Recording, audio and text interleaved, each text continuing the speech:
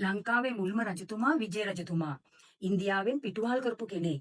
කුඩා කාලේ ඉඳලම ස්ත්‍රීන් දූෂණය කරනවා, මිනිසුන් මරනවා, මංකොල්ල කනවා. ඊට පස්සේ ඉන්දියාවේ ජනතාව සිංහබාහු රජතුමාට කියනවා මේ විජය කුමාරු මරලා දාන්න කියලා. තමන්ගේ පුතා මරන්න බෑනේ. ඒ නිසා සිංහබාහු රජතුමා විජය කුමාරු යාගේ යාළුවෝ නෑදෑයෝ ඔක්කොම හොයලා 700ක් හිටියා. නැව් 7කට දාලා ඉන්දියාවෙන් පිටුවහල් කරනවා. අපේ කවුමෙට මුම් ටික මන්නාරම් වරායෙන් ලංකාවට ගොඩ බහිනවා. එදා ඒ ප්‍රදේශය පාලනය කරේ කුවේණි යක්ෂ ගෝත්‍රික කාන්තාවක්. අපි වගේ යක්ෂණියක්. අතීතයේ අපි පට්ට කළු පාටයි. ඊට පස්සේ දැන් වර්තමානයේ සුදුනේ කොහොමද කියලා දන්නවනේ. ක්‍රීම් ගාලා නම් නෙමෙයි. දැන් ඒ නිසා කුවේණි ගොඩක් කළු කෙනෙක් නිසා විජය කුමාරු ඒ කාලේ හින්දි ෆිල්ම් වල හිටියා වගේ ලස්සනට ඉන්න ඇති. සල්මන් ખાන් තරුණ කාලේ වගේ අපේ කුවේණි මේ විජය කුමාරුට රැවටෙනවා. කුවේණි මොකද කරන්නේ? මේ 700ම ගෙදර එක්කගෙන ගිහිල්ලා රාත්‍රියේ සහලින් පිස ගන්නාලද බතක් උයලා කන්න දෙනවා. ඊට පස්සේ මේ විජය කුමාරු රෑ 10ට විතර එළිය ඇවිදිද්දී එයාට ඇහෙනවා කොහේ හරි සංගීත සංදර්ශනයක් තියෙනවා. සින්දු කියනවා, නටනවා ඇහෙනවා. එයා කුවේණි ළඟට ගිහිල්ලා අහනවා යකිනි මොකද්ද ඔය නාදේ කියලා. එච්චරයි අහන්නේ. අපේ කුවේණි ඔක්කොම කියනවා. අද තමයි අපේ රටේ රජතුමාගේ විවාහ මංගල්‍යය. අද මාලිගාවේ අය ගොඩ සතුටු වෙනවා. විනෝද වෙනවා. ඒ විතරක් නෙවෙයි මත්පැන් පානය කරනවා. අද තමයි රජකම ලබා ගන්නවා නම් හොඳම දිනේ කියනවා. අර ඔර තක්කඩියට ඒක ඇහුණට පස්සේ එයා කියනවා ඔබ දන්න සියලුම දේ මට කියන්න. මං ගෙටලක් රජ වුණොත් අනිවාර්යෙන් ඔබව විවාහ කරගන්නවා කියලා. ඊට පස්සේ කුවේණි සියල්ල කියනවා. හොඳ යාළුවෝ ටිකකුත් හිටියා.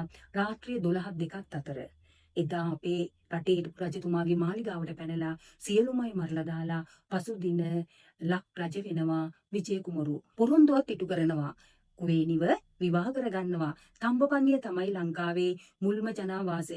එයාගේ යාළුවෝ ටික, ඒ කියන්නේ හොර තක්කඩීන් ටික, ඒගොල්ලෝගේ නමින්ම ලංකාවේ ජනාවාස ආරම්භ කරනවා. අනුරාධ ග්‍රාම, උපතිස්ස ග්‍රාම මේ තොරතුරු මූලාශ්‍ර ගණනාවකම තියෙනවා. සත්‍ය මූලාශ්‍ර කරුණු ලෙස පිළිගන්න සිද්ධ වෙලා තියෙනවා අපිට.